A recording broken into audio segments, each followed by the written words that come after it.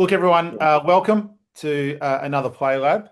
For those that I've never met, my name's Shane, the head of client experience at Corporate Challenge. And today, I guess it's a big question. We're going to look at the Christmas party and answer some of the thoughts around how to make that more engaging, some of the pitfalls that people go into, some of the things in terms of errors that people make, and I guess from our experience, kind of use that to help people plan the best Christmas party. It's a little strange to be already starting to talk about Christmas parties and what's involved, but things move very quickly once we get into July and August. So, yeah, thanks for joining. We will just keep everyone on mute on occasions. I would encourage if there are any questions that come up live, you can put those into the chat.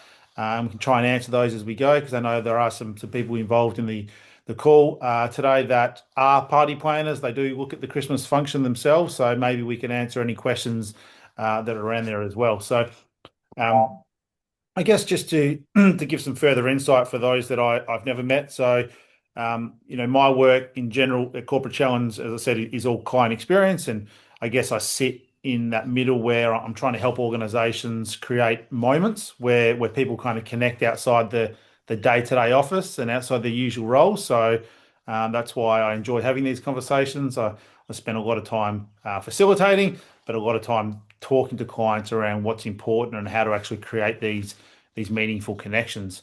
And like always, I like to have a guest to talk, and today I'm lucky enough to have Dwayne back.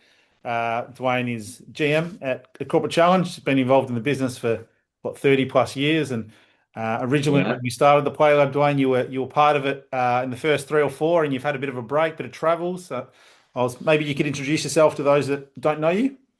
yeah, absolutely. Look, as you said, I've been around here for forever. And I suppose one of the things for me these days, and probably to clarify for everybody, we're not talking about Christmas in July either, right?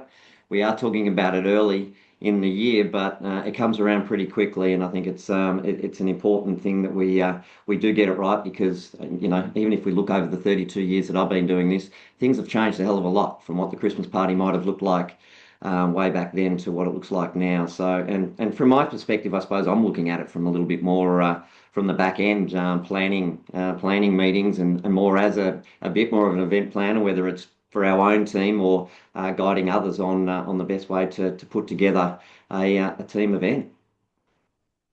Yeah, absolutely. As someone that's probably been involved in thousands and thousands of events, I'm sure you've got some great insights, mate. So looking forward to hearing your thoughts.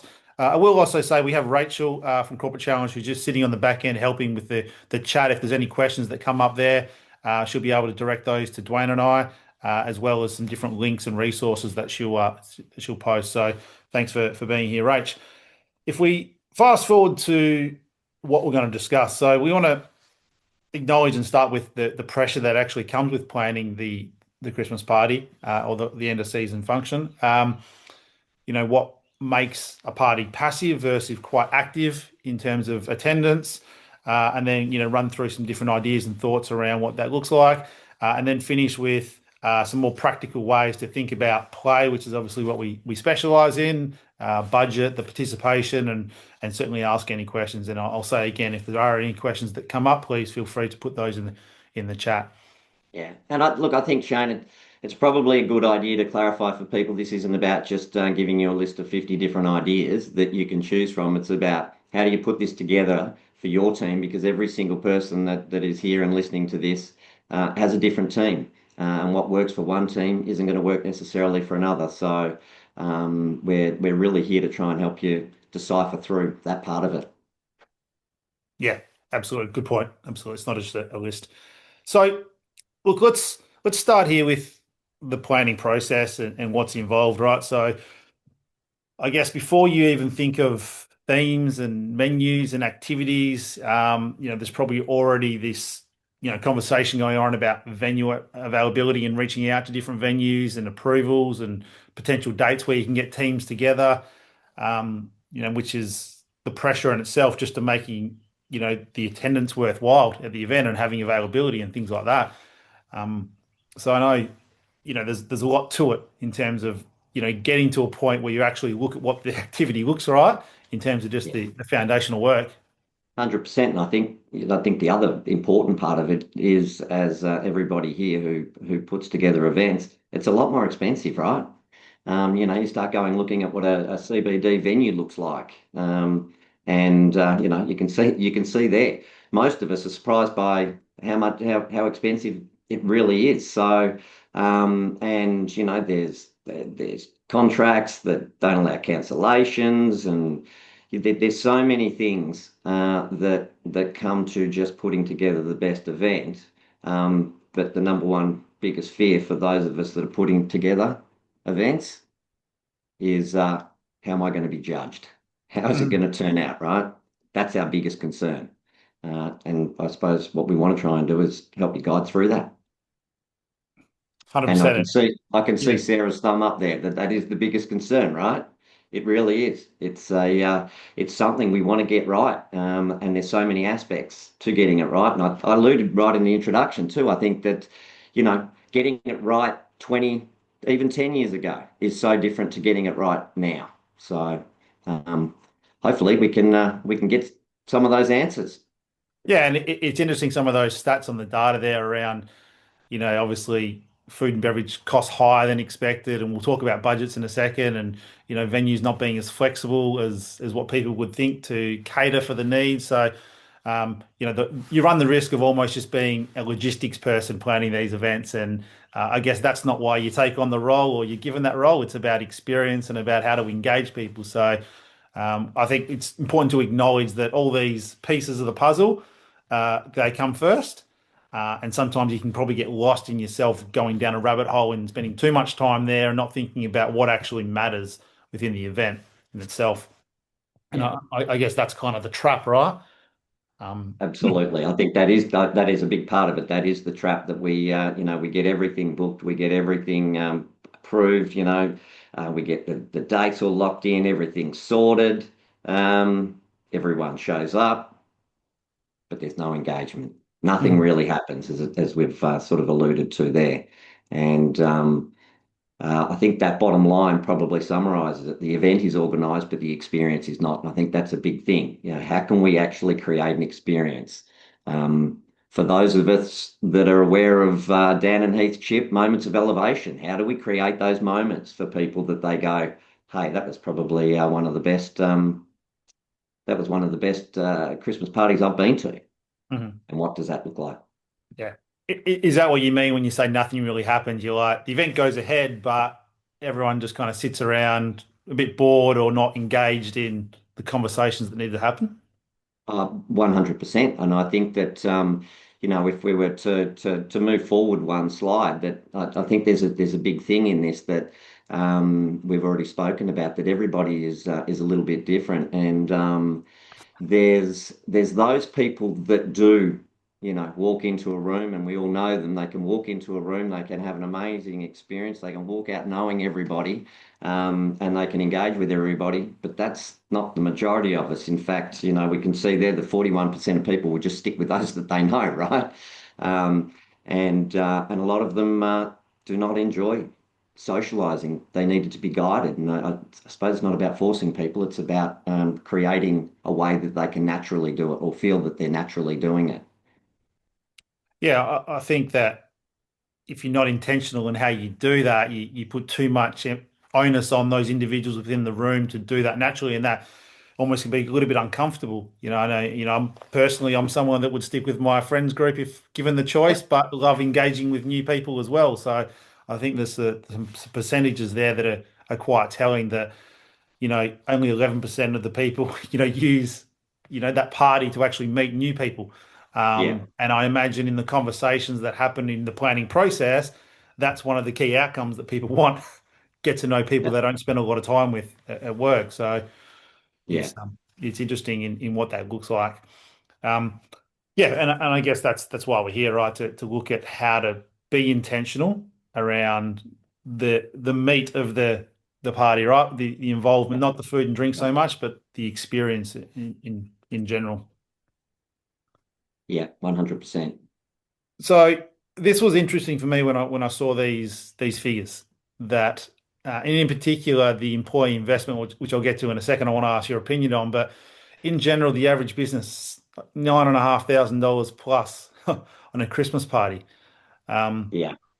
do you think that's quite common in terms of your experience over 30 years in terms of that kind of spend, that kind of investment from the people that you work with? I think as a minimum, yeah, absolutely. And obviously it comes down to size of business, but a lot of people are spending some big bucks, some really big bucks. And the question really today is where are those dollars being spent, and are they being spent on the engagement and people having a good time, or are they being spent on um, the what is the purpose, I suppose, is what I'm really alluding to. What is the purpose of why we're spending this money? Do we think that just by holding a Christmas party event, we're going to engage and we're going to appeal to all of our team as a whole, or do we really want to understand what is going to engage them and give them the best experience? And I think that's, that is a big question. It probably comes down to knowing your team. Again, having sort of mentioned this earlier, every team is going to be different. What does your team look like? And it becomes more difficult the bigger the team is, right? If you've got 150 people that you're engaging or 200 at a Christmas party versus 15 or 20, that event needs to look very different because you're going to be dealing with a greater number of different personalities and different profile types within a larger group. So, I think you used the word earlier, Shane, intentional. Mm. Intentional planning really is important in this because the dollars being invested are significant. And, I think, the other thing that obviously is on the screen Mm. right there in front of us is it's not just the organisation that's spending the money, so is the employee. They've got out of pocket costs. Yeah. Um, it's there is so much more to it. So they're not just seeing this as money you're spending on us. They're going, well, hold on, this is money that I'm out of pocket. And today, you've got a large percentage of both parents that are working, right? Mhm. So that just amplifies the cost. Yeah, well, when we're doing the research and those figures came up, $141 average, and I guess personally, I don't think I really thought of it that way too much. But then when you start thinking about, wanting to look good and have something to nice and getting there if you wanted to have a couple of drinks and the kids, and it's important for a business to recognize that the individual has invested a lot in their own. It's not just I guess, an expectation like, of gratitude come to the party we've put on. It's a recognition that it's a two-way path, That's and right. I guess that reinforces the importance of actually giving it the thought it requires to give that individual the experience that they deserve and they're wanting out of that Christmas party. So, Yeah. yeah, that's something which people I'm going to be talking with in the next few months, encouraging them to think a lot about the people within their team and the investment that they would have as individuals to attend that Christmas get together. Yeah. And look, that's probably the thing that has changed in the last 10, 15, 20 years. Once upon a time you could just throw on a bit of a shindig or a junket, as it might have been called in days of the past, and everybody was just happy to go along. But it's a very different world. There's higher expectations of those that are working for us now, and we need to make sure that we're considering those higher expectations. It's not just about good food and booze anymore. Yeah, absolutely. And I think, I'm not sure if you're aware, Dwayne, but we ask people questions when they sign up to be part of the webinar, and a common theme would be around engaging people and giving them that experience that they deserve and they want. And I think this reinforces that point that that's what the organisers feeling, that's what the individuals are feeling for sure. Yeah. Yeah, absolutely. Look, in terms of, um, I guess, some guest lists and some things to look at, and you touched on it before, right? That different personalities, different types of wants and needs within an event, and something to recognize and be aware of now, like five generations working side by side and very different expectations, right, in terms of what a party is.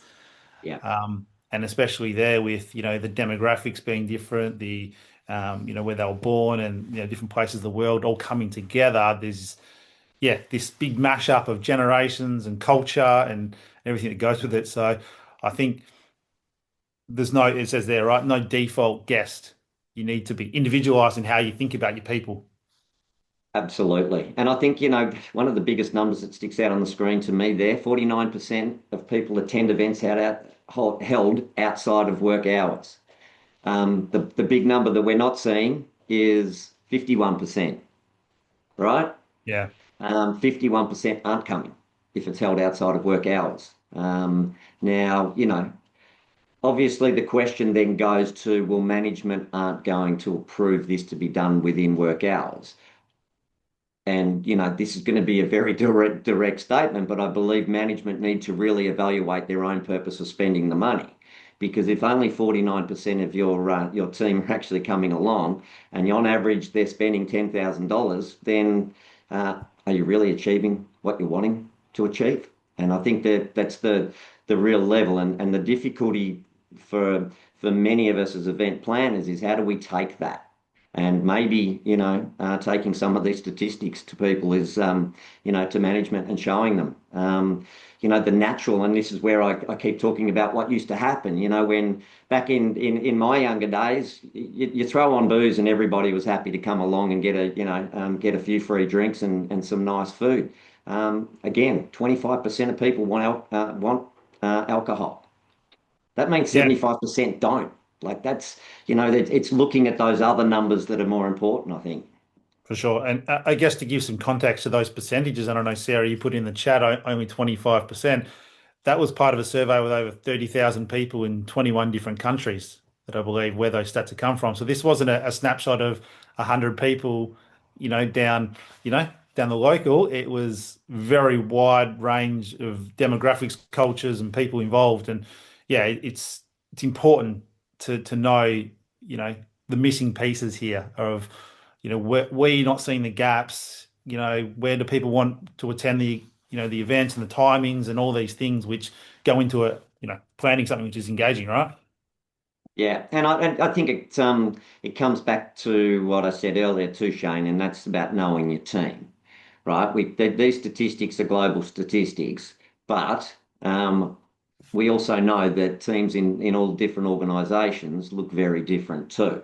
So, it's understanding that team, and then understanding the purpose of what the function is about. And it's about celebration, often at Christmas time, and making sure that we're designing that program for Yeah, that all that. particular team. Yeah. Yeah, and I know the question there in the chat around does it include the dry countries? Couldn't tell you the 21 countries involved, but we could probably find that out and have a look. But so some good questions to understand, yeah, where the stats are coming from, no doubt. Let's let's look at the party itself a bit more, and again reinforcing the team and what they want. I know we touched on it just there, but I think there's important things to know that what we specialize in. There's a little bit on that screen, Dwayne, around the chance to connect, Yeah. and what that looks like. I'm keen on your thoughts around how to create those environments, and I know we'll touch on that. Inclusion and a reason to remember it, more than anything. Yeah, 100%. And look, and it's gonna sound like that I'm pushing the same the same angle here, but I think if we understand the purpose of what we're actually trying to get out of our Christmas party is that we just want people to come along, is that we want our people to connect with each other, is it that we want to celebrate a year well done?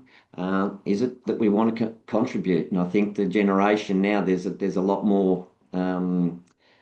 Of our own teams that are wanting to feel that they've actually contributed in some way greater than just gone and they're going and having a few drinks and some good food. They're wanting to actually feel that there is something more to it. And if we can get to the bottom and understand those things, then we enable ourselves to be able to build experiences that are going to be more memorable, more impactful, and experiences that people are going to remember and be appreciative of coming along to.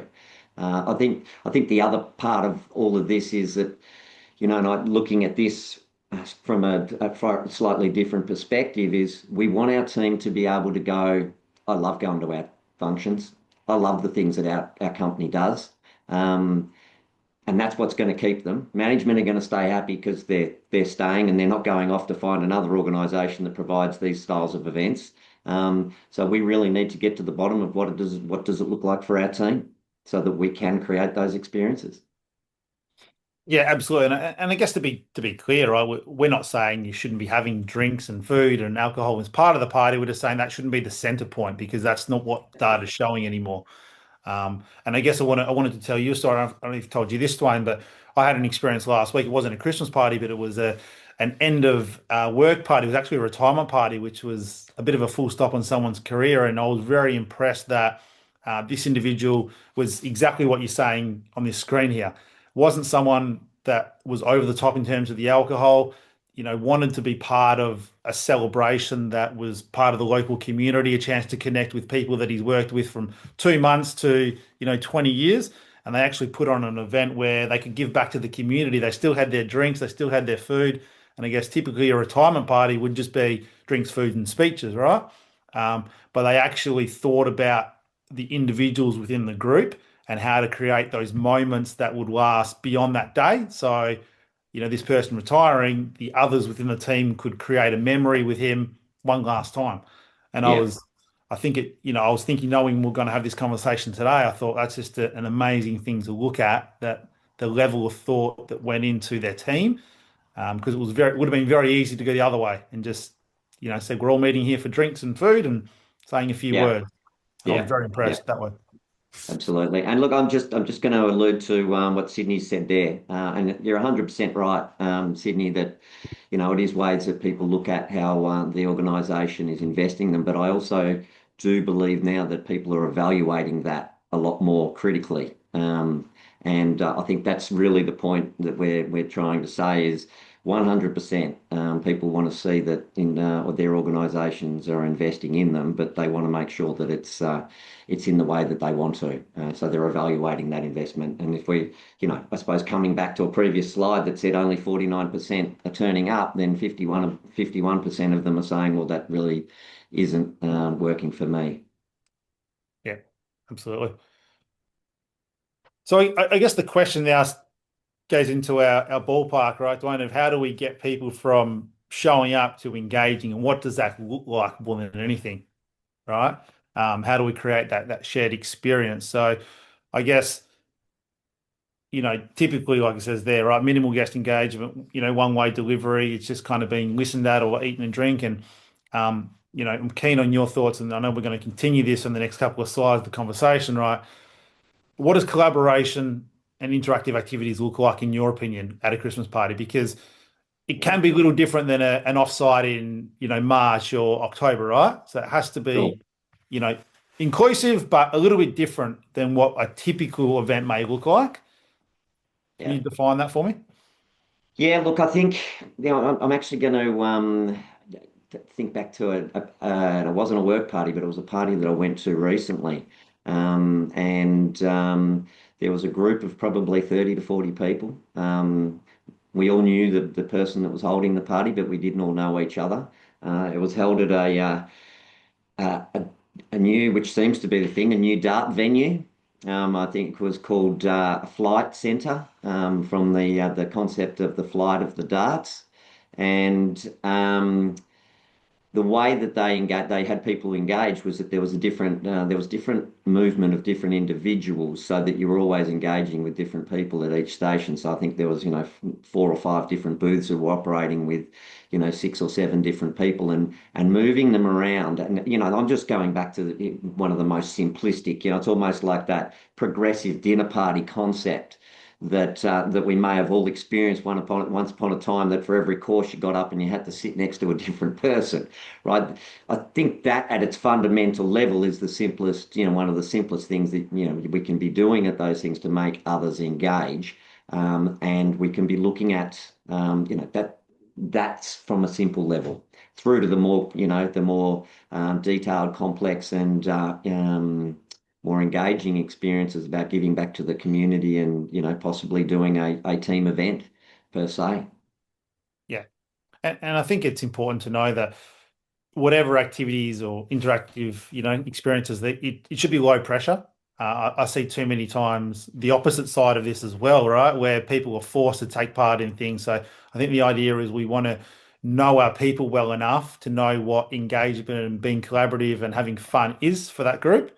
Yeah, And, I take it in my stride that when you have a very large team of 200, 300, 400 people, you're putting it's a little bit harder, but small teams, there's no reason why these conversations just around what is fun and enjoying in party setting can't happen early on. So you can craft and find that, right? yeah, yeah, absolutely. So it's yeah, that for me is one of the important things. Like get to know your team, and then you can seek out what's in alignment with what they enjoy in a low pressure format. Yeah, Now, moving into, I guess, how we look at this from our company, and let's take an example that someone wants us to come in and create a more engaging Christmas party, and we do many of these, from October all the way down right to December and Christmas the week before. Um, the science is important to know. It's not something we in this format. I don't think we share it as much as what we do in some of the educational comic programs that we run. But it's important to know it sits in the background and it sits in our mind around how we design them, right? Um, so how do we design playful moments, Dwayne? That's the thing. You mentioned the book Down and Hip Cheek, the power of moments. I know we're massive on that. yeah. Um, is that And is that a starting point? I think that 100%, and it's about well, they call it in the book, they call it moments of elevation. It's about moments of surprise. What am I receiving that I'm not expecting? Um, what is what is surprising me? When I'm turning up, and it might be something as simple as when I am turning up, I'm actually greeted by, and that could be, I've seen this in the past where you've got those waiters, but they're in these oversized suits and different sorts of, and it's just creating an experience and a moment that the team walk in and they just go, hey, that was a bit fun. That was a little bit different. That was memorable. And that's what we're looking at. And I think being aware of what that then does from a play science perspective to an individual, it puts them into a different state, which will enhance the opportunity for the engagement, for the impact that we're looking to achieve from those events.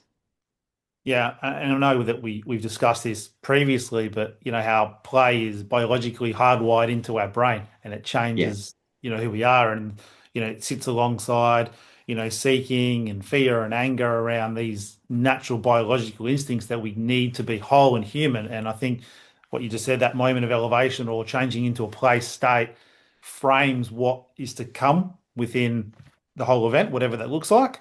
yeah, And and on the moments, and you said elevation. I think for me, there's naturally moments of pride within, which is another one of the moments. These parties, these end of season, end of Christmas parties, end of year parties, because I think naturally the conversations will go towards the people and the successes of the company, the successes of the team, and sharing experiences. Like, is there a yeah. way that you personally have, I guess, encountered that, happening on an event, or I guess work towards make sure that organically happens more around the sharing of different moments of pride within a team? Well, I was just before we do, I was just going to move back to, I think that's where, coming back to Sydney's comment there is that, that can be, those sorts of things create those moments of pride with an individual that's engaging with their organization and they're feeling that, hey, they have put this on for me. Yeah. They are celebrating me. This is why we are here. And I think that in itself creates those moments of pride for individuals. And I really, I suppose want to come back to this idea that there's just some intentional thought that needs to be put into it rather than just putting on, a tray of champagne and beers as we walk through the door. Something as simple of those sorts of moments where you walk in and there is just something a little bit, special or memorable or funny or fun about what we've just walked into, and what people, or what that's what creates impact, and that's what people remember. Yeah, it reminds me of again another example of just a couple of weeks ago. I did a program for a client, and it was the second program that they did. The previous one was quite a few years ago, Yeah, and I was the facilitator on both occasions, and they couldn't remember the actual activities we did, but they remembered those moments that someone did something within the activity to elevate the mood or the laughter or the connection, and it was an interesting, reminder for me to go, that's what's important because that's what becomes memorable. And I think you hear it at Christmas parties every year, right? Remember what yeah. happened last year at that particular moment, or that individual did something memorable. And yeah, it's almost, as you said, it's being intentional in how you create that. That's it. And and you even think about those when you're handing out awards and you give out wine and chocolates. Wine and chocolates get consumed and forgotten, right? Giving someone a trophy, and I don't care who you are, but you give somebody a trophy that's going to either sit on your desk, especially if it's a work trophy, or it's going to hang on your on the corner of your computer screen or whatever as a memorable moment. And I think including those sorts of things into, whether it's a Christmas party and having a it may be a department of the year, if it's a calendar year that you operate over, and those sorts of things, and giving some real um, giving tangible things that people will keep and hold on to, and reminds them, hey, remember I won last year. Hey, remember I did this last year, Yeah. or hey, remember those people. So yeah, For absolutely. sure. And if we go back to the fish philosophy that we preach, the make someone's day, and you ask that question around what makes your day or your year, very rarely is it a gift being received. It's the recognition, those moments, it's the connection, right? So That's we it. uh, we see it over and over and over. And I guess from a science perspective and the different values, we put these value drivers on the screen here around meaningful connection we've discussed, and atmosphere and how you create this unique experience, just to give some better insight. The reality is this underpins the dose effect, right? And the neurotransmitters of how we feel about the moments and ourselves. And for those that aren't aware, we look at doses in dopamine for the D, oxytocin, which is the O, the serotonin and the endorphins. So, combining, mood stabilizers with connection hormones with, motivation is how you create that memorable event more than anything. And I think, And I that, love looking at that. Mm. that itself is, I suppose what we're really trying to get through is, how do we get our team into a play state, right? One of my favourite sayings is, play's not something that you're doing; it's a state of being, right? So how do we create these moments that gets them into those play states, that makes it impactful and memorable? And you know, I suppose the summary of what we're talking about is some intentional planning around, number one, what is the purpose that your organisation wants to deliver? Number two, what do your team actually really enjoy? And number three, let's go and create it. Mhm. For sure. It's a nice, simple framework to remember. Mm. 1, 2, 3. So, all right. So let's look at, sorry, I'm just changing the screen. What participation can look like. So, yeah, let's talk activities in general. Let's put food and drink aside. We know that's going to happen. Let's talk activities throughout, whatever that might be, a meal, an end-to-end experience. So when it says, play woven through the event, how does that what does that mean to you, Dwayne? Like let's try and break that down a little bit, because play most people would say is reserved for, you know, not work function, go and have some fun somewhere else. Now, we obviously Yeah, see that very different and we know the science, so I'm keen on your perspective there. How do we weave it sure. into an event? I'm going to use one word: lightheartedness, right? Mhm. Creating some really lighthearted moments.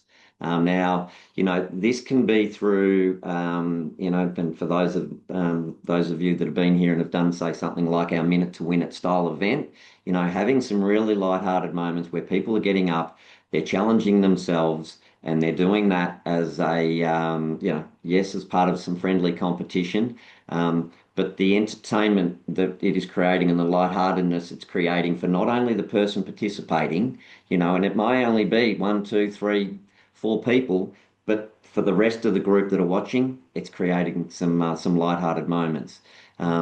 Weaving that in with some other, playful moments around some fun awards, which I alluded to before. Having a combination of these sorts of things that they're intentional pauses within the evening that are trying to create these light-hearted moments. And, as I said, they're intentional and they're planned. Yeah. And I think the other aspect of that is looking at the purpose-led ones and recognizing there's a lot of companies that we work with that understand that they have a responsibility to give back to help others that are less fortunate. And that's becoming more and more popular every year around including that within a Christmas function. Yeah. Are you seeing that? Have you seen that as a trend over the years as well increase? Absolutely. I think there's a growing trend that if we're doing these team events or if we're doing these things, then let's ensure that we're often it's are we ticking off our values? Are we making sure that we're living our values as an organisation? And what can we do to support those that are maybe less well off than us? So certainly around Christmas time, I think we notice there's a significant increase in the number of charitable style events. And those events obviously very purpose led. And a lot of organisations do it in other, simpler ways of just putting, gifts under a tree and making sure that they're going off to the right place. Again, understanding what your team wants and what is going to create that impact for them. 100%. Yeah. And look, Sydney just wrote a great comment in the chat as well around one of the most memorable events around the lawn bowls. But it sounds like what happened in that event, Sydney, was someone had given the thought that we're talking about around, right, let's not show up and just have some fun. Let's go, how do we create connections? Let's create some awards and all those moments become memorable. So I think it's a great example that you put there of how a simple warm bowls, and we do these warm bowls events all year long, and Christmas becomes very popular, like you said, but there's thought given to the moments within that. So important to know. Yeah. And look, I mean, some of those more memorable ones for me over the years would be those moments where instead of just going and cooking up a meal and having it judged, it was actually a Christmas dinner and every team was given a different course, over 3 or 4 different courses. That created the experience Yeah. and the memory. And you know what I love about the cooking side of things? Culture and family recipes come out, and that creates those conversations like nothing else. Nothing like sharing food with people and the heritage around, how you Yeah, cook it and why you cook it a certain way. yeah. 100%. So just going to go through here. So let's break this down, right? I know we're towards the end of our conversation here. There's some must-have, some investments, and some delightful extras. So the must-have costs, what are they? Venue, Well, venue, obviously, we want to make sure that we're feeding people. And yeah, we've got, I suppose, as it says there, we've got the essential catering, we've got the right venue, and we've got somewhere where we can all come and have the experience together. That is, I know I'm going to say something that's not written in there, but is convenient, right? It's got to be convenient for the individuals as well. yeah. And if we go to the bottom there, the delightful extras, I think there's probably too much time, spent looking at spending money on things like you said that the organizer or people within the leadership team may feel have an impact, but it's not what the people want. Would you agree with that in terms of the decor there and the premium flavor at an event? Yeah, look, I think I've said enough about it. I really do believe it's about understanding your team, and it's not necessarily about. And sometimes that maybe is the hardest part for us as organisers, right? Is putting aside what maybe we like, and recognizing, right, this is about the team, and coming back to one of the earlier slides. I want to be judged really well by my team, saying that was the best event I've ever had. Sometimes that's not the sort of style of event that I like, but it's the style of event that my team like, right? So I think there's probably an important part of that for us that, because it tends to be few between one and a small team on an organising committee to the putting this together, and you need to put aside your personal interest to what is the outcome that is going to best suit my team. For sure. Yeah. And the main point really here is that middle piece, the green, the strategic investment is where more thought needs to happen. Too much thought Yep, happens on the end of the spectrum around the must-haves, around the venues and the delightful extras, and not enough around the meat of the actual event itself. So that's what I think you're saying, what I'm encouraging people to think of, like know your team, know what's going to bring engagement, because that's where the return is. We want people in organizations talking about the Christmas party for months on end, and then again towards the next one, the year after, and they remember how good it was, and they have the same expectations of everyone getting involved. yep. All right, so look, I guess from our perspective, as something we do, we like to put together some resources for those that are listening in and looking at our content to help, right? Because it's easy for us as people who've been doing this our whole lifetime to look at these moments. But I guess from a checklist perspective, and I think we've discussed this already, right? There's a couple of key themes there, right? Would people still get value if they don't drink? We know the statistics show that not everyone wants alcohol, but it's worth considering that as a question because not enough people do. Is there a low pressure way for everyone to join in? And I think the key word is low pressure. I'm sure you agree, Dwayne. If it's high pressure, it becomes another responsibility we don't want. We want to have fun.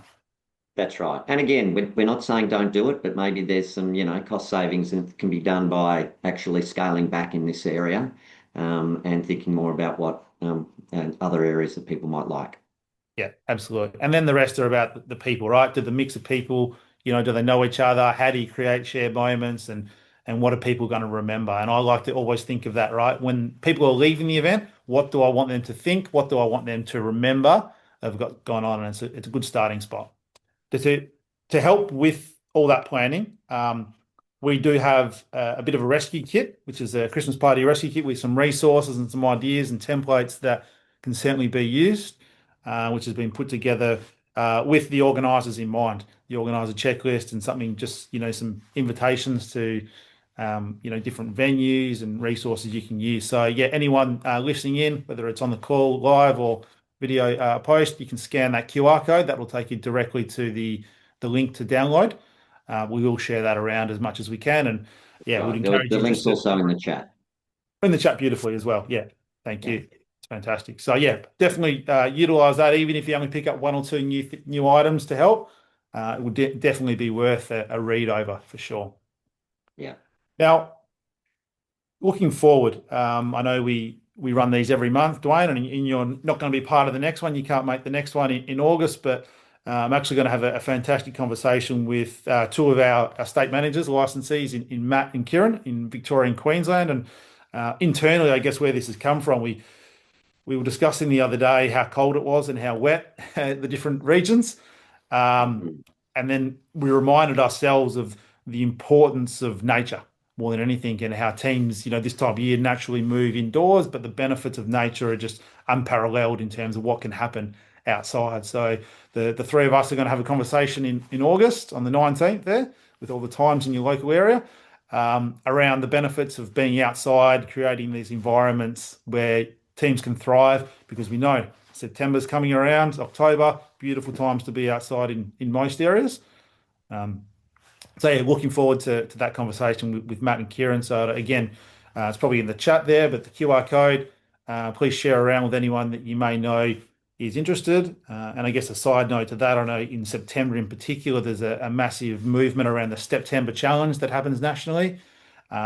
So something like an amazing race style program, a great race we call it, or a city scramble may just help the team in terms of the benefits of being outside, but also play into the overall step challenge of giving back and raising money and so forth as well. That's going to be a good one to have a conversation. We'll send you the recording, Dwayne, because I know you won't be there. No, correct. So look, so go on.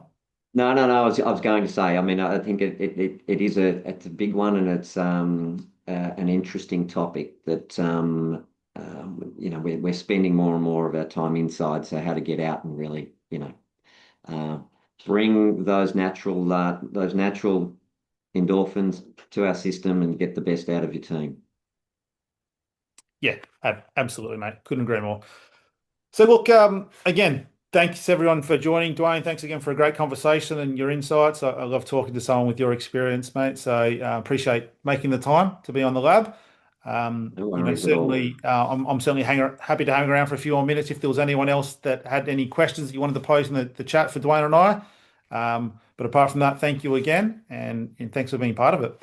We'll hang on for a couple of minutes if anyone wants to talk.